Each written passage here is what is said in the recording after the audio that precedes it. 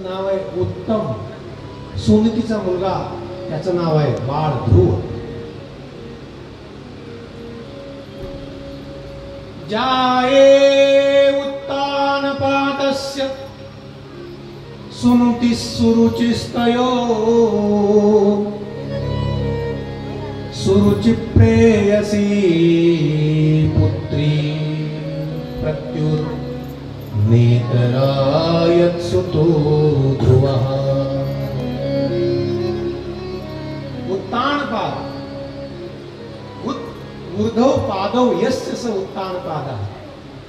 ज्याची वृत्ती उलटीच आहे, ज्याचे विचार प्रवाहाच्या बाहेरचे, त्याला म्हणायचं उत्तानपाद.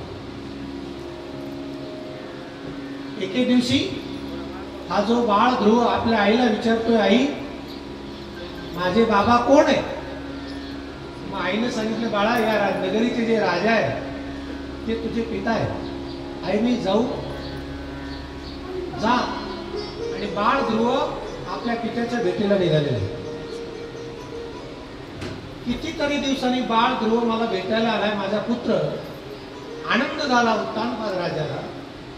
आणि त्या 5 वर्षाच्या ध्रुव बाळाला उत्तानपाद राजाने आपल्या मांडीवर बसवलं.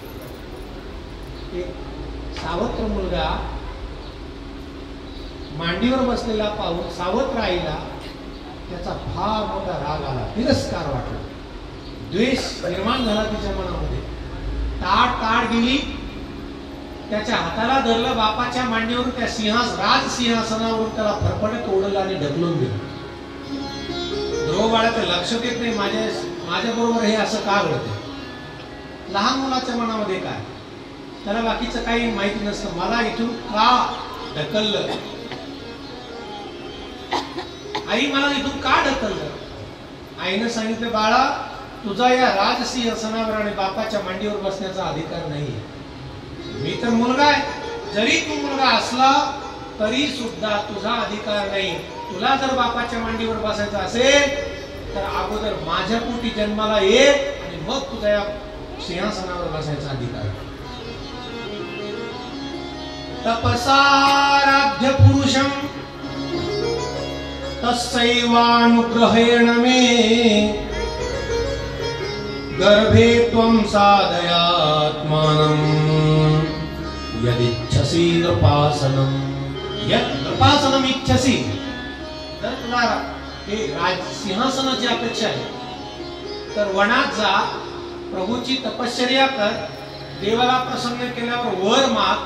त्या वरदानामध्ये असं माग की मला सुरुचीच्या पोटी जन्माला घाल, माझ्या पोटी जन्माला आल्यानंतर मग या सिंहासनावर बसण्याचा तुझा अधिकार आहे. या गोष्टीचा भगवंताला राग आलेला आहे. म्हणजे तुझ्या पोटी जन्माला येण्याकरता मला माझी तपश्चर्या करायची, म्हणजे तुझं उदर इतकं श्रेष्ठ आहे. भक्ताला आणि भगवंताला राग आलेला आहे. फार वाईट वाटलं. स्वाभिमानाने जगणारा बाळ ध्रुव क्षत्रिय पुत्र आहे. क्षत्रियाचे मुलं बाकी काही सहन करतात, पण त्यांचा जर स्वाभिमान दुखावला तर ते अजिबात सहन करत नसतात. बाळ ध्रुव क्षत्रिय, सहन नाही झालं. लहान मुलाला कोणी नसतं दुसरा आश्रय आईशिवाय. रडत रडत बाळ ध्रुव घरी आले आणि आपल्या आईला म्हटलं, आई मी बाबाच्या मांडीवर बसलो तर माझ्या आईनं मला सुरुची मातेनं मला तिथून हाताला धरलं, फडफडत ओढत आणलं, सिंहासनावर मला ढकलून दिलं. आणि नुसतं ढकलून नाही दिलं, सिंहासनावर बसायचं असेल तर जा वनामध्ये प्रभूची तपश्चर्या कर आणि देवाला वरदान मागून माझ्या पोटी जन्माला ये, मग तुला या सिंहासनावर बसण्याचा अधिकार आहे. हे सगळं दुःख सुनीती माता पचवते. ती मनामध्ये म्हणते, मी जर माझ्या पोराच्या समोर हे सगळं दुःख प्रगट केलं तर जास्तच त्याला वाईट वाटेल, आणि म्हणून ती सगळं दुःख सहन करते. आणि त्या आपल्या ध्रुव बाळाची समजूत करते. बाळा, अरे ती बोलली म्हणून काय झालं, मी नाही का तुझ्यावर कधी रागवत? आगाई तू रागवतेस, पण तू असं ढकलून दिलं नाहीस मला कधी. आई ती नुसती मला एवढंच नाही बोलली, मलाच नाही बोलली, तर तू एक अभागिनीचा मुलगा आहेस म्हणून तुला सुद्धा ती बोलत होती. एक ना एक शब्द, लहान मुलं सगळं सांगतात बघा घरी आले, एक ना एक शब्द जशास तसा आपल्या आईला तो बाळ थोडं सांगतोय. मातुस्सपत्न्या सदुरुक्ति विद्धस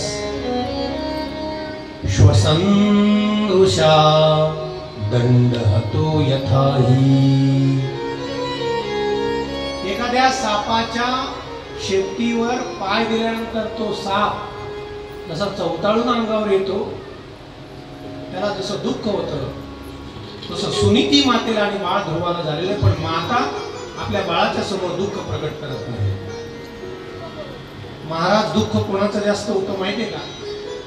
बाहेरचे माणसं आपल्याला बोलले तर त्यांचं दुःख जास्त होत नाही, पण घरचीच माणसं जर आपल्याला तोडून, आपल्याला टाकून, अंतःकरणाला जर टोचून बोलत असेल तर यापेक्षा जास्त दुःख दुसरं कुठलं नाही. सुनीती मातेला दुःख फार होत आहे. किती दुःख होत आहे? शोक दावाग्निना दावलतैव बाला. ज्याप्रमाणे एखादी नवकोमल वेली आगीने होरपळून जावी, त्याप्रमाणे ध्रुव बाळाच्या वचनाने माता सुनीती होरपळून जातात. पण काय करावं, इलाज नाही. मा मंगलम तात परेषु मंस्था भुंक्ते जनो यत् पर दुःखदस्तात. एक ना एक शब्द तिच्या अंतःकरणाला टोचत होता.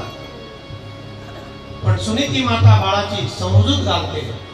बाळा, अरे आजपर्यंत मी तुला अनंत गोष्टी सांगितल्या, पण जी गोष्ट तुझ्या आईने सांगितली, सावत्राईने सांगितली, ती गोष्ट मी तुला आजपर्यंत सांगू शकले नाही. म्हणजे कुठली गोष्ट? ती तुला काय म्हणाली? वनामध्ये जा, भगवंताची तपश्चर्या कर. अरे तेच खरं माणसाचं कल्याण करणार आहे. आणि ही गोष्ट मी तुला कधीच सांगू शकले नाही, तीच तुला तुझं खरं कल्याण करणार आहे. आई, तू सुद्धा तिच्यासारखं बोलतेस.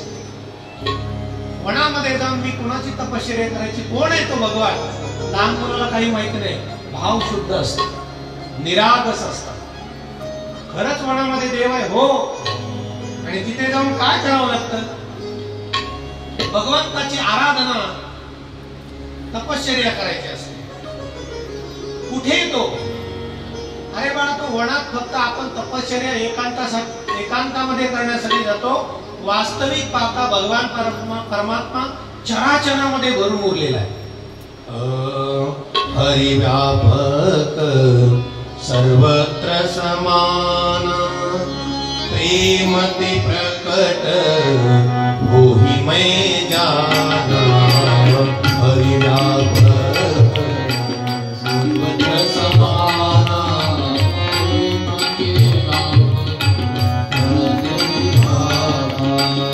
हरिव्यापक सर्वत्र समाना प्रेमति प्रकट होहि मैं जाना.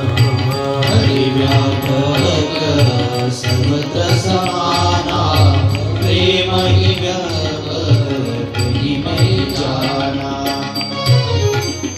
वेवेष्टि व्याप्नोति सकलम जगत इति विष्णु. विष्णू शब्दाची व्याख्या केलेली. जो सगळ्या चराचरामध्ये भरून व्यापलेला आहे त्याला विष्णू असं म्हटलं जातं. ईशावास्यमिदं सर्वं यत्किंच जगत्यां जगत. भगवान परमात्मा सगळीकडे व्यापून उरलेला आहे असा सगळा उपदेश केलेला आहे. आणि मग त्या बाळ ध्रुवाला आपल्या पित्याच्या मांडीवर बसण्याच्या आशेनं तो वनामध्ये निघालेला आहे. परमार्थ कसा करावा हे फक्त संत सांगत असतात. बाळ निघाले, घर सोडलंय, पण काय कुठे करायचं हे त्याला काहीच माहिती नाही. बिनु हरी कृपा मिल नाही संता. भगवंताची कृपा झाल्याशिवाय सत्संतांची भेट होत नाहीये. ध्यानात ठेवा. भगवंताची कृपा झाली. आज एक क्षत्रिय पुत्र परमात्म्याच्या प्राप्तीला वय वर्ष 5 वर्षाचा असताना घर सोडून निघाला. किती वर्ष वय? 5 वर्षाचं वय. अहो तेज क्षत्रियानां मानभंगम मृष्यता. आपलं वैराग्य जाग होत. गर्मी भई खटपट चल बाबा के मठ पर. घरामध्ये जर काही गडबड झाली की आपल्या ठिकाणी वैराग्य जाग होतं. चला काही खरं नाही, कोण कोणाचं नाही, कोणाच्या सुना, कोणाची पोरं, कोणाचे नातू, काही कोणाचं कोणी नाही. त्यावेळेस आपल्याला वैराग्य जाग होतं. आणि झालेलं वैराग्य किती वेळ असतं? जसं मरकट वैराग्य म्हणतात त्याला. माकड जसं ह्या फांदीवर किती वेळ बसतं, ह्या फांदीवरून त्या फांदीवर उड्या मारतं, त्या फांदीवरून त्या फांदीवर उड्या मारतं. एका फांदीवर टिकून कधी माकड बसत नाही. तसं आपलं मरकट वैराग्य. 2 दिवस वाईट वाटतं सुना बोलल्या म्हणून, पण एकदा का नातू फोनवर बोलला, आजी कुठे, मग आजीला मग करमत नाही, आहे का नाही? मग सगळी आठवण करते, माझा नातू माझ्याशिवाय झोपत नाही, माझा नातू माझ्याशिवाय खात नाही, माझा नातू माझ्याशिवाय फिरत नाही कुठं. मग सारखी मग त्या नातवाच्या आशेनं पुन्हा आजी घरी येते. हे असं आपलं काय मरकट वैराग्य. असं वैराग्य काही कामाचं नाही. या बाळाचं वैराग्य कसं आहे तपासून पाहिलं पाहिजे. कोण भेटलं? नारद महर्षी. बाळा कुठे निघालास?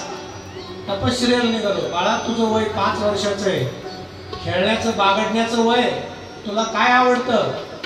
बॅट देऊ का, बॉल देऊ का, काय तुला कोणता खेळ, मोबाईल देऊ का? त्या बाळाने सांगितलं, महाराज आता काही नको मला, मी ज्या कामासाठी निघालेलो, ज्या मार्गस्थ झालेलो, ज्या कामासाठी, त्याच्याबद्दल तुम्हाला 2 गोष्टी सांगता आल्या तर सांगा, अन्यथा माझ्या मार्गातून बाजूला व्हा. नादुनाप्यवमा सम्मानं वापि पुत्रक लक्षयाम कुमारस्य सक्तस्य क्रीडनादिषु. हे तुझं क्रीडनादिषु म्हणजे खेळण्याचं बागडण्याचं वय. नारदांच्या लक्षात येईल बाळ माघार घेण्यासारखं नाही.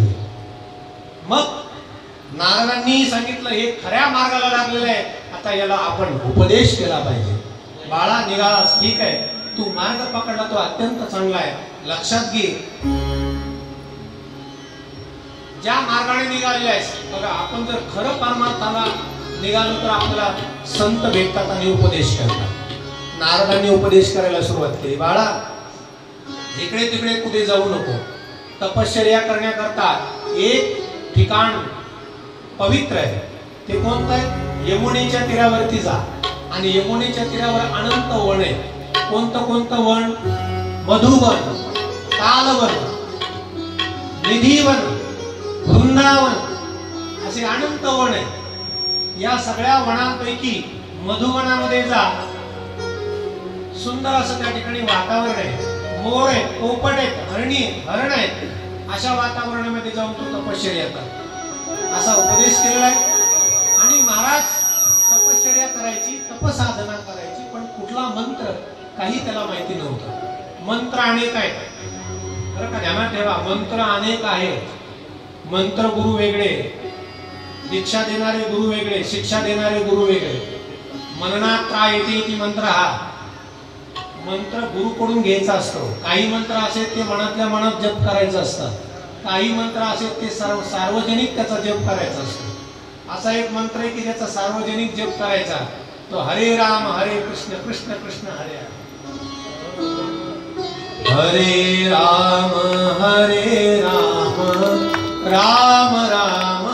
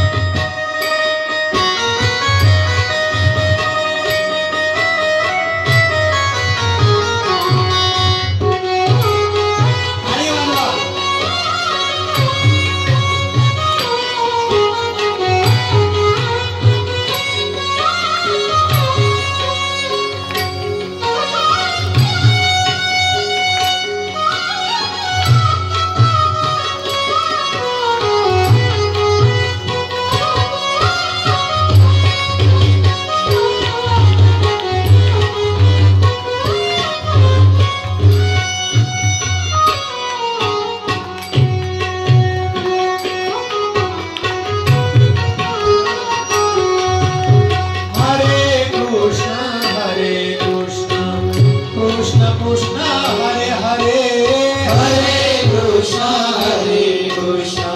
कृष्ण कृष्ण हरे हरे हरे कृष्ण कृष्ण हरे हरे हरे कृष्ण कृष्ण कृष्ण हरे हरे हरे राम राम राम हरे कृष्ण कृष्ण कृष्ण हरे हरे हरे राम राम राम हरे हरे हरे कृष्ण कृष्ण कृष्ण हरे हरे ताली ताली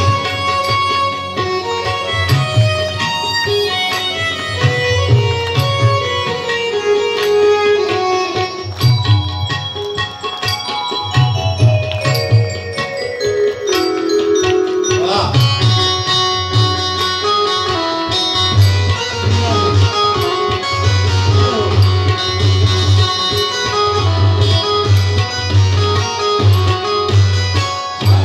हरे कृष्ण कृष्ण कृष्ण हरे हरे हरे कृष्ण कृष्ण कृष्ण हरे हरे हरे राम राम राम हरे हरे हरे राम राम राम हरे हरे हरे राम राम राम हरे हरे हरे कृष्ण कृष्ण कृष्ण हरे हरे हरे राम राम राम हरे हरे हरे कृष्ण कृष्ण कृष्ण हरे हरे कृष्ण कृष्ण हरे हरे कृष्ण कृष्ण हरे हरे